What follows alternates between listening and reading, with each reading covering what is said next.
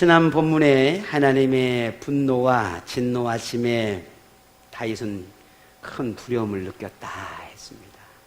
자신에게 일어난 삶의 환경들, 또 질병의 문제라든지 영적인 문제들이 하나님께서 진노하심에 대한 책망하심이 아니었을까라고 하는 그런 마음에 하나님에 대한 두려움 속에 있는 그 다윗이 지금 현재 자신에게 있는 이런 어렵고 힘든 상황들로부터 벗어나게 해달라고 하는 그런 간절한 기도, 간절한 부르짖음의 모습들을 보았습니다.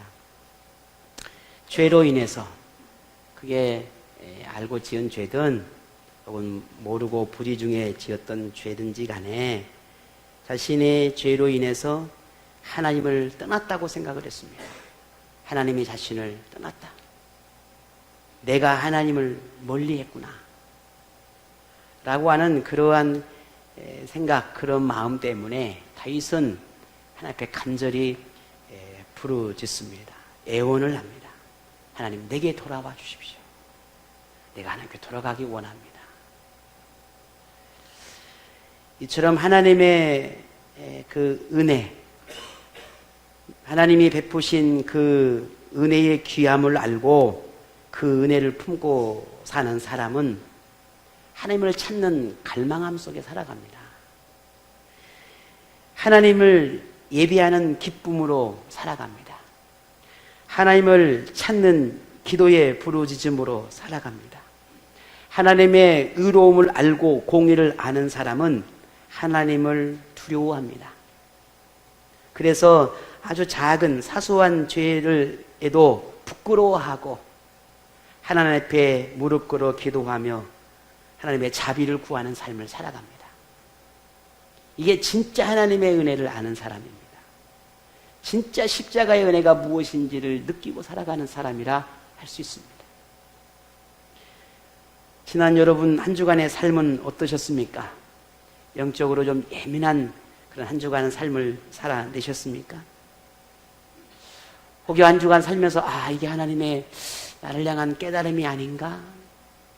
하나님이 내게 책망하심이 아닌가? 혹은 내게 하나님께서 이렇게 말씀하신 게 아닌가? 라고 하는 그러한 느낌, 그런 생각이 들었던 경험이 있습니까?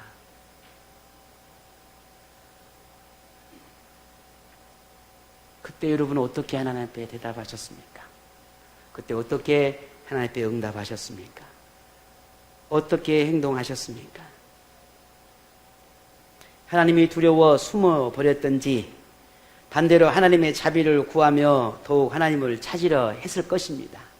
이도 아니라면 깨달음이 없이 그저 영적으로 무디어진 생활을 할 수도 있었을 것입니다. 만일 순간순간 하나님께서 함께 하심을 느꼈다면, 하나님의 음성의심을 믿고 응답했다면 분명 우리는 하나님의 도우심으로 그 모든 삶 속에서 위로와 격려를 경험하고 용기를 얻어서 우리가 세상을 살아가는 그런 승리의 삶을 살아내는 기쁨을 얻을 수 있었을 것입니다. 누구나 항상 기쁘고 좋은 일만 있기를, 웃고 즐기며 만족감을 살아갈 수 있는 그런 삶을 꿈꾸지만, 그런 바람을 늘 가지고 살아가지만 결코 쉽지 않잖아요. 어쩌면 불가능할는지도 모릅니다. 왜냐하면 모든 사람은 이 죄에서부터 자유롭지 못하기 때문입니다. 시시때때로 이 사단의 교묘한 유혹들을 늘 우리에게 다가오기 있기 때문입니다. 근데 그것을 분별할 때도 있지만 분별하지 못하고 그 사단의 유혹에 넘어질 때가 많기 때문입니다. 때로는 불쑥불쑥 솟아오르는 내 내면 속에서 오는 이 탐욕과 욕망을 제어할 수 있는 이런 능력이 상실해버릴 때가 있습니다. 우리가 이렇게 살아가기 때문에 정말 우리가 꿈꾸는 그 행복이라고 하는, 만족이라고 하는, 기쁨이라고 하는 이런 삶을 온전히 경험하지 못하고 살아갈 때가 많다라는 겁니다. 그렇다면 오늘 우리가 살아가는 이 땅에서의 모든 삶을 그토록 어둡고 절망적이고 고통스럽게 살아가야 하는 것인가? 그게 오늘 우리의 인생인가? 라고 하는 질문을 던져보겠죠. 만일 하나님의 간섭하심이 없다면, 하나님의 도우심이 없다면, 하나님의 인도하심이 없다면 그렇습니다. 그렇게 절망적일 수밖에 없습니다. 힘겨운 삶을 살아갈 수밖에 없습니다. 하지만 우리 인생에서 경험되어지는 모든 것들, 내가 바라는 것이든 바라지 않는 것이든 그 내가 살아가는 모든 일련의 삶 속에서 경험하는 그 모든 것들이 그 속에는 반드시 하나님의 섭리와 계획하심이, 하나님의 뜻이 있다라고 하는 것이 성경의 가르침입니다. 이것을 인정하는 사람은, 이것을 믿음으로 고백하는 사람은 어둠 속에서 빛을 봅니다. 절망 속에서도 희망을 찾습니다. 사탄과의 영적인 싸움에서 승리하는 비결을 배우기 때문에 기쁨과 즐거움의 삶을 살아냅니다. 우리 시골에 살아보신 분들은 경험할 거예요. 지금이야 이제 워낙 좋으니까 가로등도 많고 뭔가 도로 이렇게 걸어가는데 그렇게 큰 불편함이 없습니다. 근데 저희 어렸을 때 시골에 살 때만 해도 가정집 불만 꺼져버리면 동네가 칠흑같이 어두워집니다. 가로등이 어디 있습니까? 없지요. 그나마 집에 이 마루에 마당에 불이 하나 켜지면 그 불빛 보면서 그저 그 어렴풋이나마게 비치는 그 빛으로 이렇게 마을 길을 걷기도 했습니다. 칠흑하지 어두울 때 작은 불빛이 훨씬 더 빛나게 되는 겁니다. 아무런 빛이 없고 너무너무 어두울 때 성냥불 하나도 그게 환하고 밝습니다. 밝은 대낮에 성냥불 피워봐야 그게 무슨 빛이 납니까? 그리스도인이 정작 진짜 참 그리스도인이 빛이 나는 때는 세상이 어두울 때입니다. 참 그리스도인답다라고 하는 인정받을 때는 세상이 힘들 때입니다. 누구나 믿음을 지켜내기가 어렵고 힘든 상황일 때, 그때 진정한 그리스도인이 빛이 나는 것입니다. 모두가 다 즐겁고 모두가 다 기쁘고 모두가 다 평안하게 신앙생활 할 때는 누가 그리스도인들이 빛이 나질 않아요. 진짜 빛이 날 때는 아프고 힘들고 고통스럽고 싸워야 할 때, 그때 진짜 그리스도인이 드러나는 것입니다. 하나님께서 우리가 삶을 살아갈 때 만족스럽고 즐겁고 신나게 살아가는 것을 왜 원하지 않겠습니까? 오늘 우리 부모가 자녀들이 그렇게 살아가기를 바라지 않는 부모가 이 세상에 어디 있습니까? 아무도 없습니다. 하나님도 같습니다. 그럼에도 불구하고 우리가 만나는 수많은 삶을 보게 되면 이러지 않았으면 왜 나에게 이런 일이 있을까라고 하는 그런 고민이 생기고 갈등이 경험되는 상황을 만나게 되는데 왜 그럴까라는 거죠. 그 속에서 우리는 나의 믿음을 발견하게 되는 것입니다. 그 믿음이 어떤 믿음인지를 우리 스스로가 알게 하고 깨닫게 합니다. 이런 놀라운 진리가 참된 거라고 하는 사실은 오늘 우리뿐만 아니라 이 성경 속에서도 수많은 믿음의 사람들, 하나님의 사람들이 그 삶을 통해서 우리에게 보여주었습니다.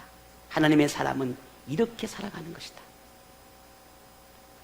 믿음을 품고 살아가는 사람은 이렇게 살아가는 것이다. 세상을 진짜 신나게 살아가는 것은, 세상 속에서 정말 재미있게 행복하게 살아가는 것은 이렇게 살아가는 것이다 라고 하는 그 비결들을 우리 믿음의 선진들을 통해서 보여주었습니다. 자, 그렇다고 한다면 오늘 우리에게도 그 믿음의 삶을 살아가는 것이 결코 불가능한 것이 아니다라는 말입니다. 우리도 그렇게 살아갈 수 있고 정말 재밌게 살아갈 수 있고 정말 멋지게 살아갈 수 있고 우리에게 허락된 이 땅의 삶을 정말 행복하게 살아갈 수 있다라는 겁니다. 그 비결을 이미 우리의 믿음의 삶을 살아냈던 사람들이 우리에게 가르쳐 주었습니다. 그 모든 비결이 성경에 다 기록되어 있습니다. 자, 그렇다면 우리는 성경의 가르침대로 살아가면 되는 것입니다. 누가 뭐라 해도 그렇게 살아가는 것이 우리의 삶의 비결이 되어야 한다는 겁니다. 내가 막연히 꿈만 꾸고 막연히 하나님의 행복만 원하는 그런 삶이 아니라 내가 그렇게 살았네 가보는 것입니다. 그게 진짜 행복한 것인지. 그게 우리 믿음의 선배들이 보여줬다는 거지요. 오늘 본문에 나타나는 이 다윗의 모습 역시 그와 같은 증거 중에 하나입니다. 우리가 이미 다 알고 있는 것처럼 이 다윗의 현재의 상황이 영적으로나 육적으로 질병으로 인해 매우 심각한 상태에 있다는 것을 우리가 이미 다 익히 알고 있는 바입니다. 다윗은 이런 모습들을 죽음의 직면에 있는 고통과 같은 것이라고 말했어요. 내 지금 현재 이 고통으로 인해서 내가 죽을 것 같다 라고 하는 고백을 합니다. 인생을 살다 보면 여러분 그런 생각이 들 때가 있지 않습니까?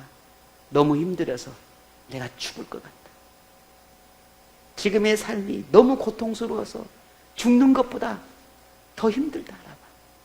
차라리 죽었으면. 이렇게 생각하면 안 돼요. 안 되는데 너무 힘드니까 내가 괜한매를 했나 하듯이 그렇게 힘드니까, 그렇게 힘들다는 우리의 모습이, 우리의 생각들, 우리 마음들이 그렇지 않다는 거죠.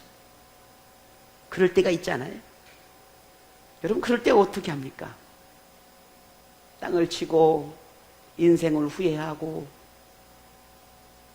세상 사람들을 원망하고 남편을 원망하고 자녀들을 원망하고 세상을 원망하고 하나님을 원망하고 그렇습니까?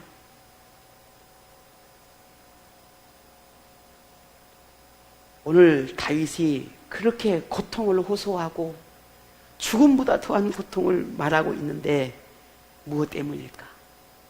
오늘 본문을 가만히 보면 참 놀라운 것을 하나 발견하게 되는데, 지금 현재 자신의 영적인 것이나 혹은 육적인 그런 질병의 문제 혹은 어떤 지금 시험 가운데 있는 이 문제로 인해서 고통스럽고 절망하고 이것이 나를 그렇게 힘들게 한 것이 아니라는 겁니다. 물론 그것도 힘든데 자신을 더 고통스럽게 하고 자신을 더 힘들게 하는 것이 따로 있다는 거예요. 도대체 그게 뭘까? 오늘 본문 보십시다. 5절에 보니 이렇게 이야기합니다. 사망 중에서는 주를 기억하는 일이 없사오니 수월에서 주께 감사할 자가 누구리까? 오늘 이 수월이라고 하는 것은 당시 유대인들에게는 땅속 깊은 세계, 땅속 세계를 수월이라 했습니다.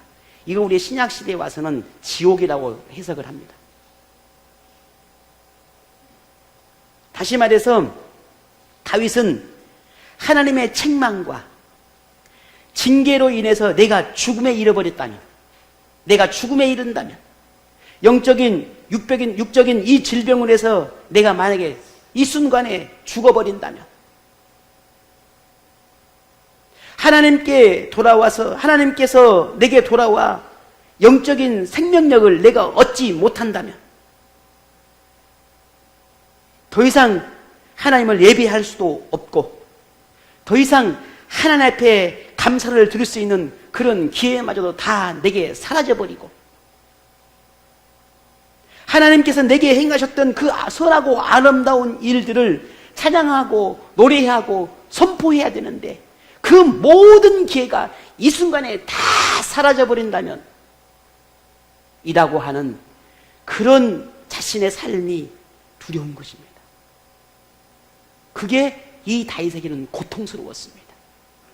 내가 아프고 힘들어서 고통스러운 것이 아니라 하나님 앞에 예배할 수 없고 하나님 앞에 기도할 수 없고 하나님을 노래하고 찬양할 수 없다라고 하는 이 사실이 자신에게 더 고통스러웠다는 거예요.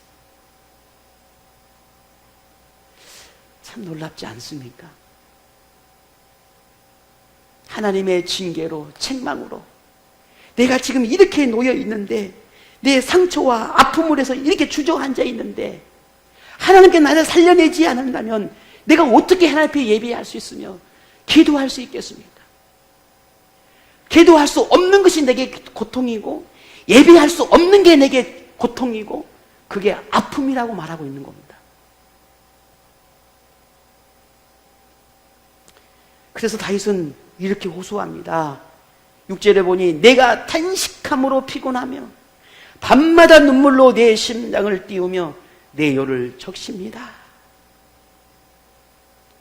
다윗의 자신의 고통이 얼마나 큰지 마치 그 고통에 부르짖고 하나님 앞에 내 영혼을 살려달라고 부르짖는 애원하는 그 눈물이 얼마나 많이 흘렸는지 그 눈물이 마치 침상을 둥둥둥 띄우는 것만큼 그렇게 눈물을 흘렸다는 겁니다.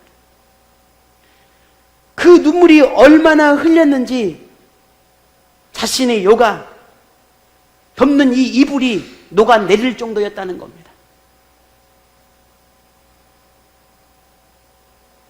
참, 뻥도 이렇게 심할까요? 그죠? 다음 이어서 또 고백을 합니다. 뭐라고 고백합니까? 7절입니다. 같이 읽어보겠습니다. 시작.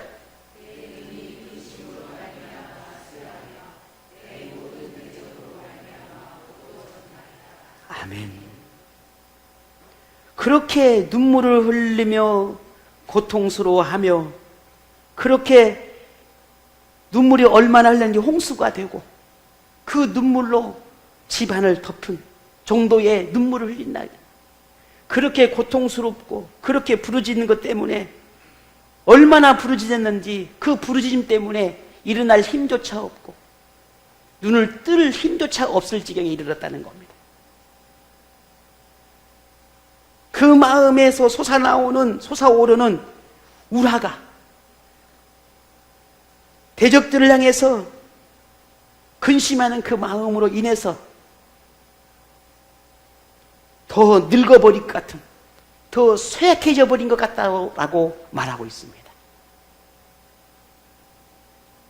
여러분 상상이 됩니까? 오늘 다윗의 이런 표현들을 보면서 어떤 생각이 들어지십니까? 오늘 저나 여러분이나 이런 기도를 해 보셨습니까? 다윗을 보면서 야, 이렇게 과장되고 허황된 표현을 이렇게 할 수 있었을까? 왜 그럴까? 너무 뻥이 심하지 않냐? 여러분 그렇게 생각할런지 모릅니다. 야, 이거 거짓말 아니야. 그런데 우리가 조금만 이 다윗의 그 마음을 헤아리려고 생각해 보면 다윗이 왜 이토록 하나님 앞에 부르짖고 왜 이토록 호소하는 것일까? 라고 하는 그 마음을 이해하려고 한다면 우리는 다윗을 볼 수 있습니다. 무슨 말입니까? 오늘 다윗은 그만큼 하나님의 손길이 너무너무 간절하다는 겁니다.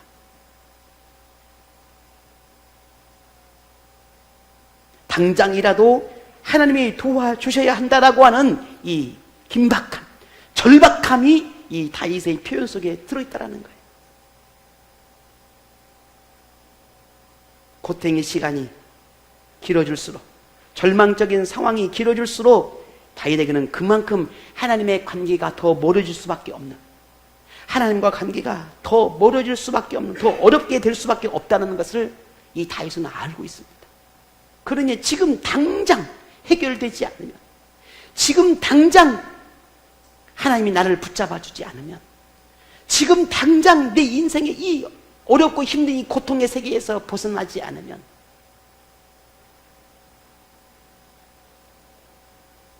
지금 당장이라도 하나님 곁에 나가지 않으면 안 되는 그러한 급박한 상황을 오늘 이 다윗은 인식하고 있는 것입니다.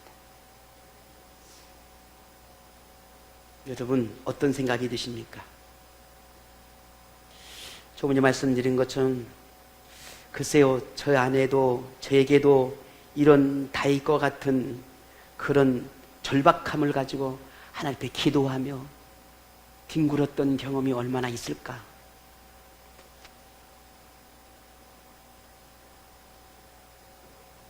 과거에야 그렇다 하더라도 최근에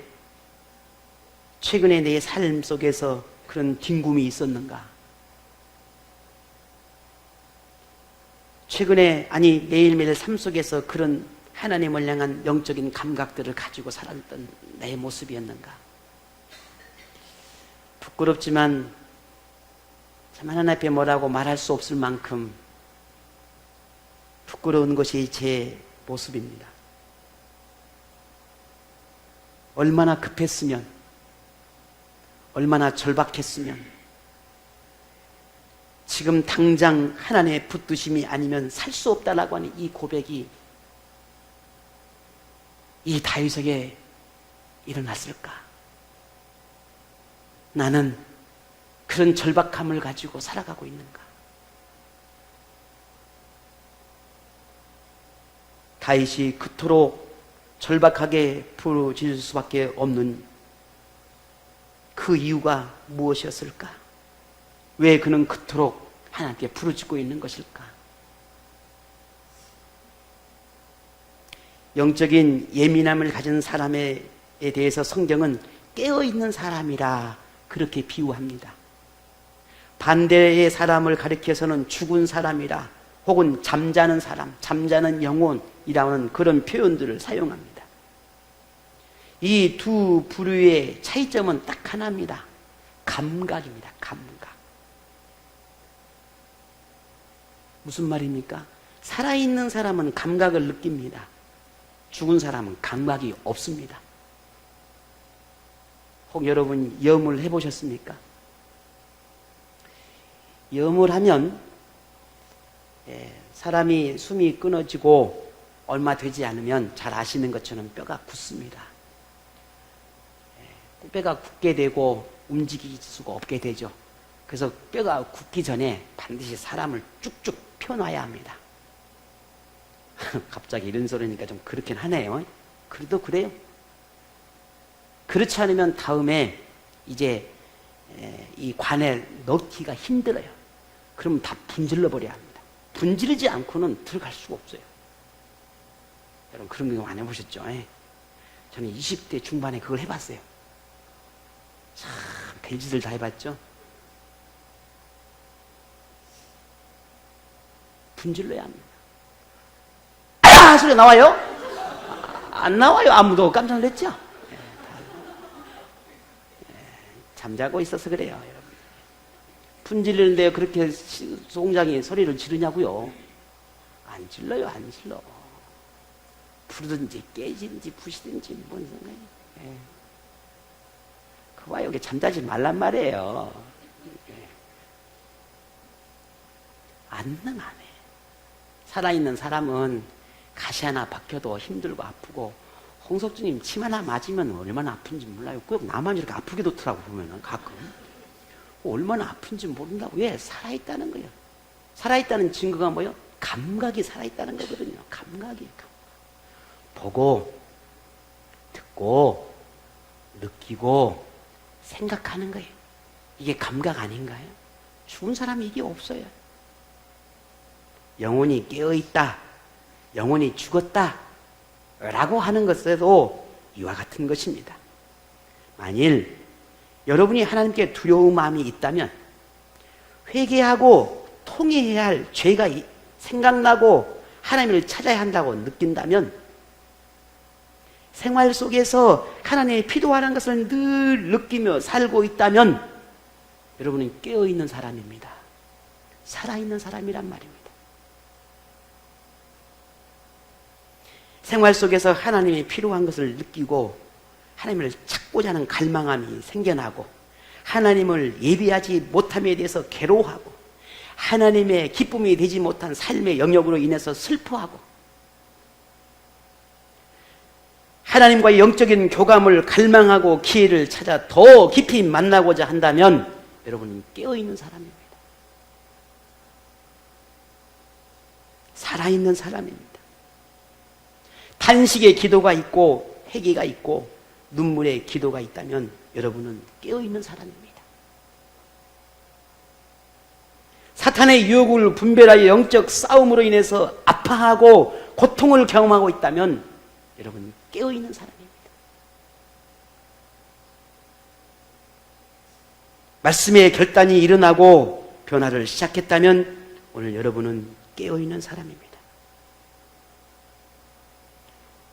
때로는 말씀으로 인해서 통의가 일어나고, 때로는 아픔이 일어나고, 때로는 감사가 일어나고, 때로는 참회가 일어난다면 여러분은 깨어있는 사람입니다.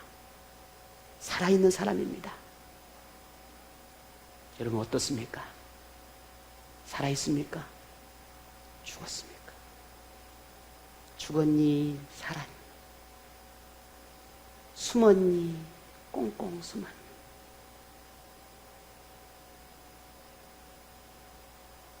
사단은 우리를 유혹하기 위해 시시때때로 우리에게 속삭입니다. 괜찮아. 그 한 번쯤 뭘 대단하니라. 다 이해할 수 있어. 다 이해할 거야. 그 한 번 예배 빠진다고 그게 무슨 대수야. 괜찮아. 아직은 괜찮아. 꼭 지금이 아니라도 돼. 크게 문제될 거 없어. 기회는 얼마든지 있는 거야. 지금 그것으로 충분해. 만일 내가 이보다 더 하려 한다면 너만 이상한 사람처럼 보일 거야. 그럴 필요가 있겠어? 하나님은 두려운 분이 아니야. 회개하지 않는다고 당장 너를 죽이지 않아. 내 주변을 봐봐봐. 너보다 더 못한 사람들도 저렇게 잘 살고 있잖아. 왜 너만 그렇게 생각하는데?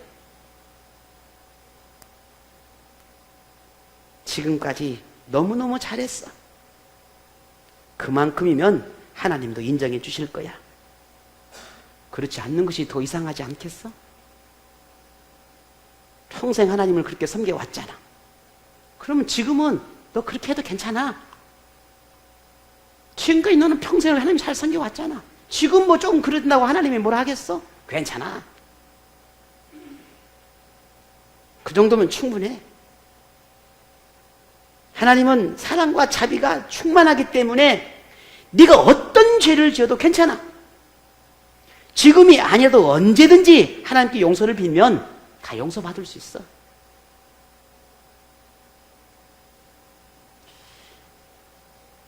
그럴듯한 말이지 않아요? 이게 맞는 것 같습니까? 아닙니다. 이게 사단의 속삭임입니다. 괜찮아. 내일이 있잖아. 괜찮아. 너 평생 그리 잘 살아왔잖아. 괜찮아. 괜찮아. 아무렇지 않아. 내일 잘하면 돼. 다음에 하면 돼. 지금은 너에게 아무 문제가 없어. 이게 사단의 속삭임입니다. 다윗은 반대였습니다. 하나님, 지금이 아니면 안 됩니다.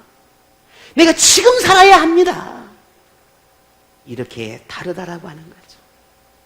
이런 사단의 속삭임 속에서는 아주 교묘한 말장난이 숨어 있는 것입니다.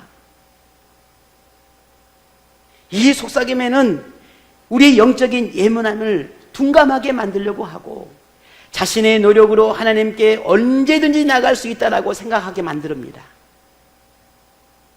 하지만 여기에 넘어지면 계속해서 부어주시는 하나님의 은혜를 마치 자신의 노력에 의해서 하나님에게 보상으로 주시는 것처럼 생각하게 됩니다. 하나님의 복이, 하나님께서 내게 주시는 그 모든 복을 마땅하게 내가 누려야 된다고 생각하게 됩니다.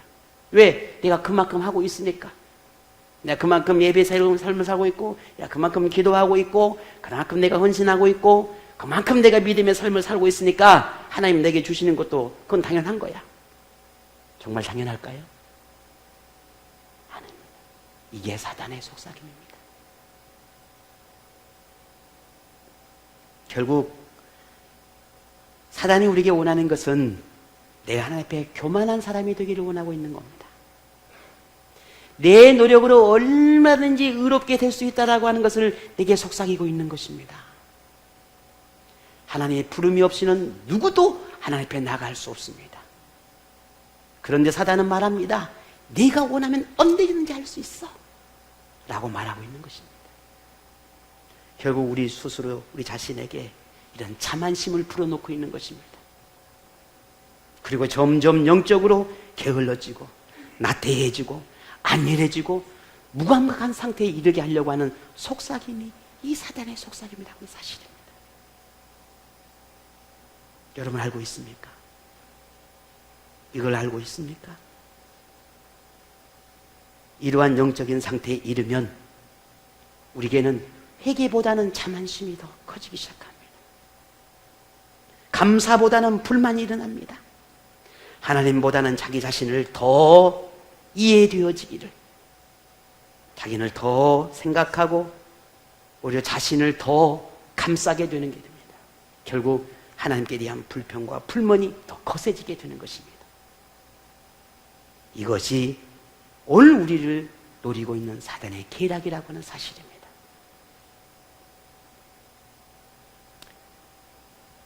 이것을 생각해 볼 때 참 다윗은 어떤 사람인 것 같습니까? 깨어있는 사람입니다. 대단한 사람입니다. 정말 무식할 정도로 용감한 사람입니다. 하나님께 미쳐있는 사람이지요. 세상을 진짜 멋들어지게 살아가는 사람입니다. 지금 하나님을 붙잡는 것이 살 길이요, 하나님의 은혜 안에 머물 수 있는 유일한 기름을 누구보다 잘 알고 있습니다.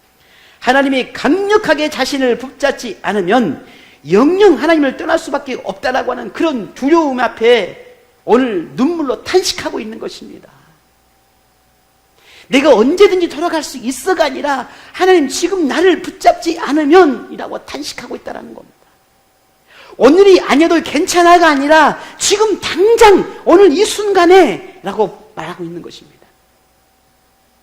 이것이 깨어있는 다윗의 모습이고 오늘 우리가 본받아야 할 다윗의 모습입니다.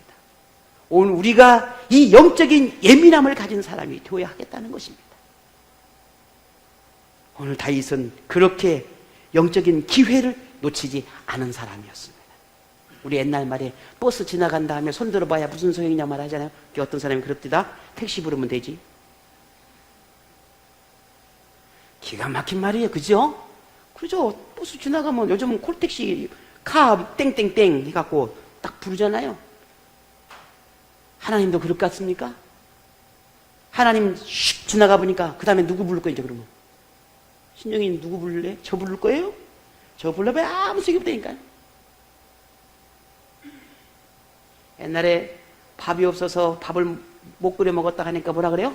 라면 끓여 먹으면 되지, 빵 먹으면 되지 그랬다잖아요. 우리 인생에서 기회를 놓쳐버리면, 아니 지금이 내 인생에서 가장 최고로 아름답게 만들 수 있는, 내 인생을 가장 아름답게 만들 수 있는, 하나님을 붙잡을 수 있는 기회라고 여기는 사람이야말로 진짜 멋지게 살아가는 사람입니다. 왜? 그 기회가 영영 내게 오지 않을 수도 있으니까요. 다윗은 참으로 영적으로 부지런한 사람이었습니다. 다윗은 결단력 있는 사람이었습니다.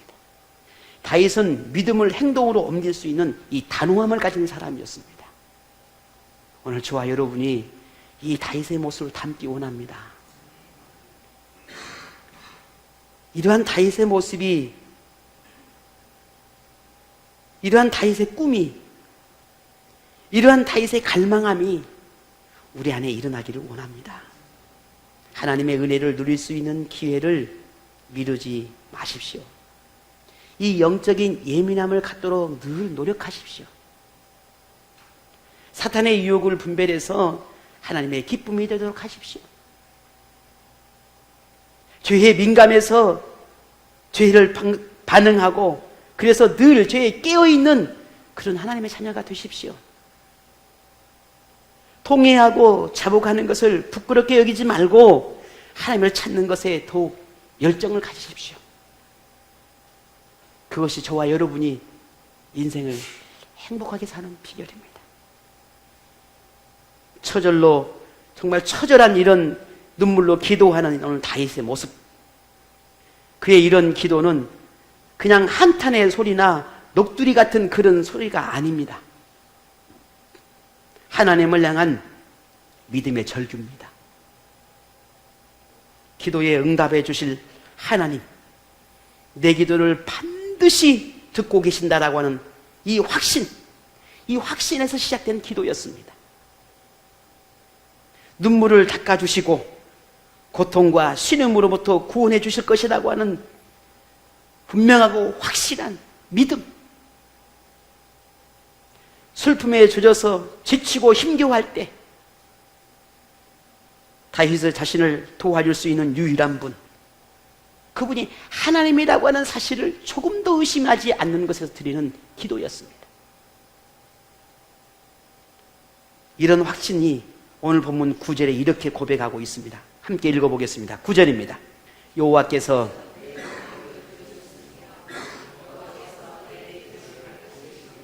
아멘.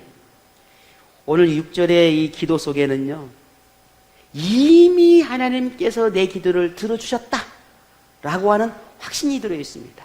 내가 지금 기도할 거야, 그러면 앞으로 들어줄 거야가 아니라 내가 기도하는 순간에 하나님이 이미 응답했다 라고 하는 믿음이 여기 안에 들어있다는 말입니다. 이런 확신이 본문의 8절, 10절에도 똑같이 드러나 있습니다. 제가 8절을 볼까요? 악을 행하는 너희는 다 떠나라! 이미 선포해버립니다. 왜? 여호와께서 내 울음소리를 들으셨다. 내 모든 원수들이 부끄러움을 당하고 심히 떨미며 갑자기 부끄러워 물러갈 것이다. 아니, 물러가라. 왜? 하나님이 나의 기도를 들어주셨다. 이게 다윗의 선포입니다. 하나님의 자녀의 기도에 반드시 응답하시는 분은 하나님이십니다. 믿습니까? 반드시 들어주십니다. 반드시. 하나님은 우리 아버지입니다. 제가 요즘 우리 아들한테 그래요. 뭐 말을 잘 안 들으려고 그래. 이제 조금 사춘기가 왔나 어쨌나. 그러면 제가 그래요. 나는 내 아빠가 아니라 옆집 아저씨다. 난 네 옆집 아저씨다. 내가 네 옆집 아저씨로 보이지? 하나님은 우리 아버지, 나의 아버지. 그 아버지는 내 소리에 귀를 기울이십니다. 아버지의 자녀가 죄로 인해서 슬퍼하고 괴로워하고 있는데, 악의 세력에 의해서 고통당하고 있는데 그대로 보고만 계실까?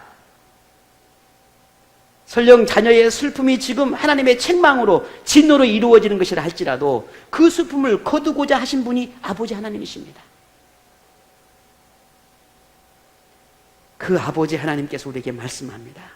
기도해라. 내게 기도해라. 슬픔이 있냐? 아픔이 있느냐? 해결될 문제가 있느냐? 상처가 있느냐? 내게 기도해라. 내게 도움을 구하야. 그럼 내가 너를 도와주마. 내가 너를 살려주마. 이게 오늘 우리에게 주는 하나님의 말씀입니다. 하나님의 자녀인 우리의 눈물의 기도, 단식의 기도를 외면하지 않으십니다. 회개하고 자복하며 드리는 기도는 하나님의 긍휼을 입습니다. 이게 아버지 하나님이십니다. 지금 하나님은 우리에게 자복하고 통회하는 기도 소리를 듣고 싶어 하십니다. 겸손으로 부르짖는 자녀의 기도 소리를 듣고 싶어 합니다. 세상과 맞서 싸우다가 상처 입고 아파하고 괴로워하고 있는, 그래서 하나님의 도움이 너무너무 절실하게 필요합니다. 외쳐 부르짖는 그 부르짖음의 기도 소리를 듣고 싶어 합니다. 내가 세상과 싸워야 아프지요. 잘못된 것과 맞서 싸워야 내가 아픔이 오지요. 어둠의 세력과 싸워야 내가 상처를 입지요. 그들의 편에 서 있는데 내가 위해서 무슨 상처가 있겠습니까? 그들과 타협하며 살아가고 있는데 내가 무슨 아픔이 있겠습니까? 아파야, 내가 괴로워야, 그래서 그렇게 영적인 싸움을 싸우면서 하나님의 도움이 얼마나 필요한지를 알지 않겠습니까? 하나님은 그런 부르짖음의 기도를 듣고 싶어 한다는 겁니다. 작은 죄에도 괴로워하여 근심하고 자비를 구하는 기도 소리를 듣고 싶어 합니다.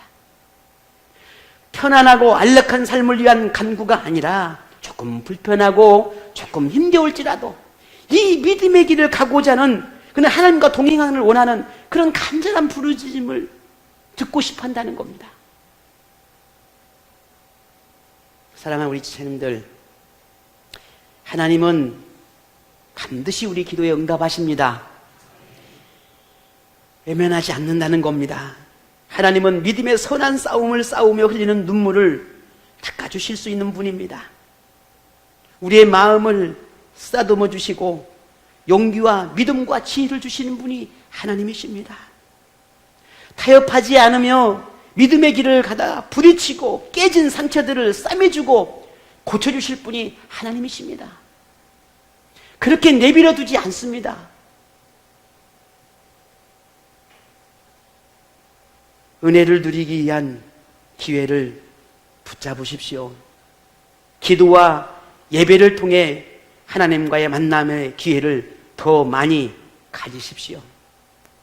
말씀을 들음으로 그 말씀을 믿음으로 순종으로 나타내십시오.